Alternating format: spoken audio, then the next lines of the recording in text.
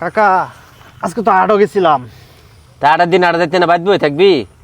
একটা বড় কাঠল লয়ে গেছিলাম। কাঠ লয়ে যাতে তুই খালি হাতে যাবি। একটা লুকায় কাঠল দাম জিজ্ঞেস করলো। দাম জিজ্ঞেস করতো না, এত্তান বড় কাঠলটা মাংলা লয়ে যাবো গা। আমি 100 টাকা কইলাম। তুই কইতি না এত্তান বড় কাঠলটা। ওই লোকে 50 টাকা কো।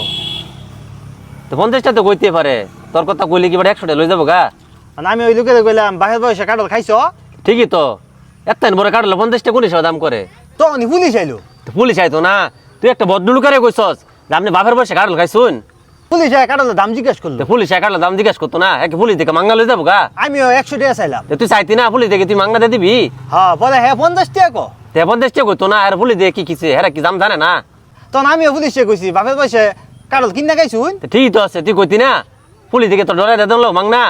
তখন তো কাকা পুলিশ আমার অনেক মারছে। তো পুলিশ মারতো না, তুই পুলিশটা কইছ যে ভাইয়ের বসে সামনে কাটল খাইছুন, পুলিশ তোর মারতো না কি করবো। পরে আমাদের থানাত লয়ে গেছে গা। থানার তো নিত না। পরে থানার মাঝে লয়ে যাওয়ার পরে ওসি আইছে। তো ওসি আইতো না, দেখ আরো কাটা কাটাই তুমি যেই কাম করছো, তুমি পুলিশটা কও যে ভাইয়ের বসে সামনে কাটল খাইছুন, ওসি আইতো না, দেওয়া না আরো কাটা কাটাই। পরে তো ওসি আমার ছাড়ে দিছে। তো ওসি ছাড়তো না তোরে, তুই কার বাচ্চা ওসি জানে না, তুই আমার বাচ্চা।